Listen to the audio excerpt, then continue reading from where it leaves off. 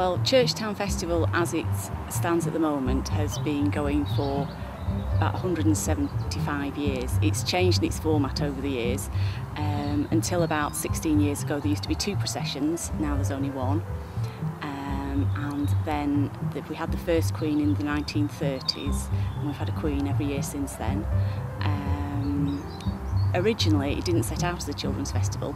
It was some organisation, I think it was Oddfellows, and they used to do a procession, and then gradually it sort of built up and included children and children's teas, and got to the format it's in today. I think a lot of people really love the festival because it's such a community event, really, and it's sort of people from all over the community get involved. We have people from the school, the vicar gets involved, and it's all these people coming together, and I think it has a really warm atmosphere that, you know, to be honest, you don't find at other local events like this. It's the first festival of the area. The parish here that we're in, which is Churchtown in Lancashire, is the oldest parish on the Fylde. So it's likely that this took precedence over other festivals and may well have influenced other areas. It comes quite early because it's a sign of growth and blossoming and fruitfulness, and it's one of the very first celebrations of the summer, really. Well, the procession sets off from the village hall, Kirkland Memorial Hall, at 1 o'clock. It goes down to Churchtown. The procession's made up of bands, Morris men, floats. We have about 4 floats, and fancy dress, and local organisations. We have a short church service, and then we all turn around and walk back again to the village hall, and then there's a crowning on the field and prize giving for the floats and for the fancy dress, and then there's races, afternoon teas and a football competition. And it's nice because all different sort of people from the community get involved.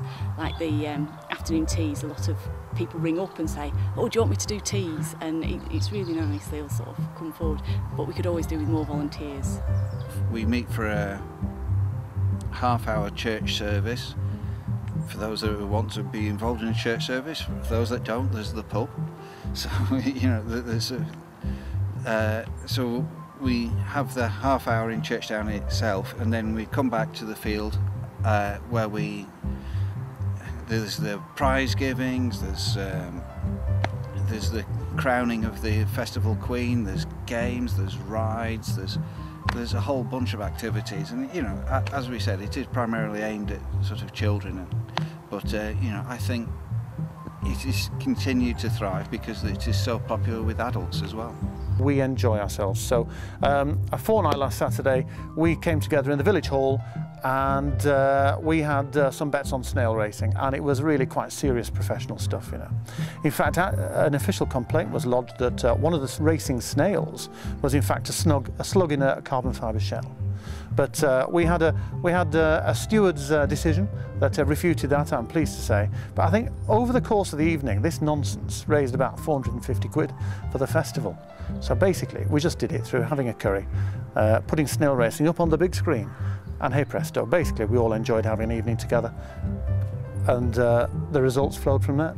We're going to all try and dress up in Victorian costume. We're not quite sure what we're all going to dress as yet, but I think the Queen next year is also going to dress as a Victorian and have a Victorian retinue. So we're going to try and make it a particularly big event and celebrate it.